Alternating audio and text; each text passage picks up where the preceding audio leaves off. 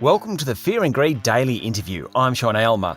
This was always going to be a big week, with the Reserve Bank board meeting yesterday amid the economic disruption of two cities, Sydney and Brisbane, in lockdown, and Melbourne emerging from one too. Then add into the mix Afterpay and the biggest deal in Australian corporate history, and this week's become a monster, and it's only Wednesday. To make sense of it all, I'm joined this morning by David Bassanese, Chief Economist at BetaShares. David, welcome back to Fear and Greed. Great to be with you, Sean. So what do you make of the Reserve Bank's announcement yesterday? Kept rates on hold, but it is slightly tightening policy.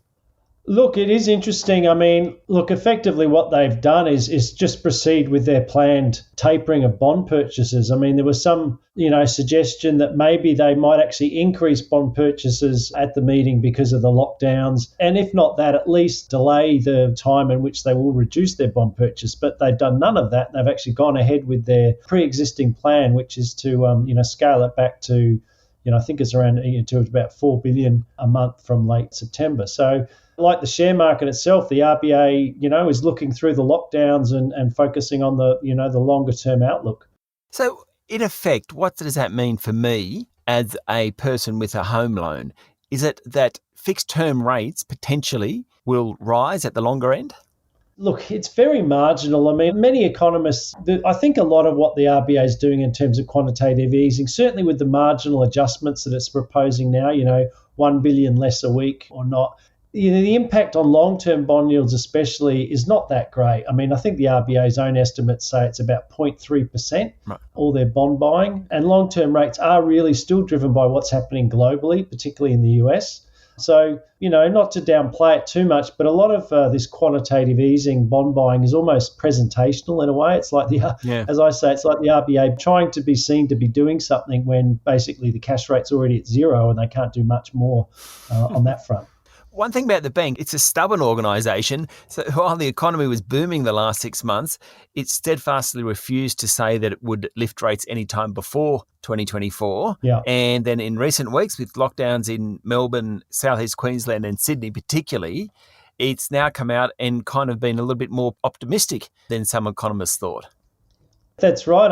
Again, there was some discussion that before the RBA's meeting that they might increase their bond buying, but they've, maintained that upbeat outlook. And, we've seen this. It's very frustrating to be in lockdown and the economy will take a big hit in Q3. But, what we've learnt is that when we do come out of lockdown, the economy bounces back pretty quickly.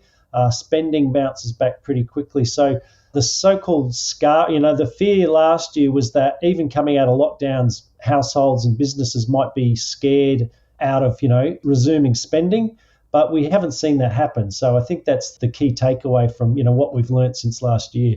And what do you think the Reserve Bank, in terms of what it said yesterday, it's supporting what you're talking about there, doesn't seem too worried about the Sydney lockdowns? No, the lockdowns, well, what can we do? We know why the economy is weak because people have, been forced to stay at home and not shop. And a lot of activity is still going on. A lot of people are working from home. But obviously, if you go and look at the shopping malls and the shopping strips, it looks pretty bleak. But, there's a lot of activity, still going on from people's homes. But, nonetheless, so the economy is taking a hit. But again, I think lockdowns are almost like a natural disaster event these days. The best way to think about it is it's a hit to the economy, but it is short run and things thereafter bounce back. That's sort of what I think the way the RBA is looking at it these days. And, if things drag on, if we're assuming Sydney can come out of this by the end of August at the moment, that's what the government's suggesting, but it may be longer. We're in the hands of the virus at the moment. Mm-hmm. And there may well come a point where the RBA says, the economy is looking weaker. We may even get 2 quarters of negative growth and therefore a technical recession. And I think in that situation, the RBA may want to step in and be seen to be doing something just to bolster confidence if everyone's talking about recession.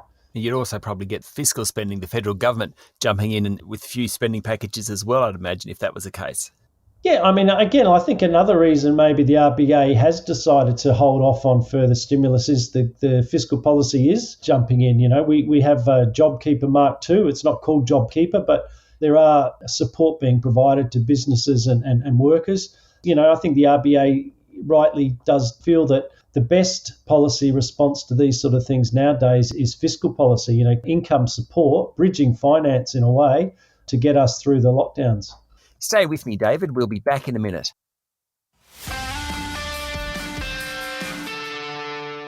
My guest this morning is David Bassanese, Chief Economist at BetaShares. Now, you've talked about vaccines before. What's your take on the rollout so far? Well, obviously, if you look at the league ladder, we're going pretty badly. I mean, I think it's just I guess like in Asia, it's complacency. We handled the virus very well last year. We didn't get it as bad as, say, the UK and the US. And so the urgency to bring in vaccines and over-order, just to reduce any risk wasn't there. And so, we put all our eggs in one basket. And then there was some concern around that vaccine, the AstraZeneca one. So it turns out even though we probably do have enough vaccine, the one we have, not a lot of people want to take, which is probably not the correct decision, but the marketing from governments and health authorities on that has been, disastrous. I mean, I think as soon as you say one part of the population can get this vaccine, but another part can't because the risk is too high, basically no one wants to take it. Yep. As soon as you said that, it's game over. No one wants it. Yep. And that was the massive, massive error, along with, some countries bought multiple different vaccines just in case one did have problems. And so we didn't do that. Look, the good news around the world, and, obviously we're going to ramp up the vaccine rollout, but the vaccines, the Pfizer, most of the others, are very effective against all the strains that we know about at the moment, the Delta one in particular. So provided, we can roll this out and get enough people vaccinated, then, we can go back to opening up. And the point I'd also make is that people are worried about, what about the people that don't vaccinate? Well, it's actually going to be on them. It's their risk, because once you're vaccinated, you can still get the virus, you can still transmit the virus, but the consequences for you as a person are a lot less. The risk of hospitalisation or death is a lot lower once you're vaccinated, which is not the case, obviously, for those that don't get vaccinated. So I can see a situation where we open up and basically if you decide you don't want to be vaccinated, then, that's your risk. That's the risk you're taking, because everyone else will be okay, or should be, pretty well okay, provided they're already vaccinated.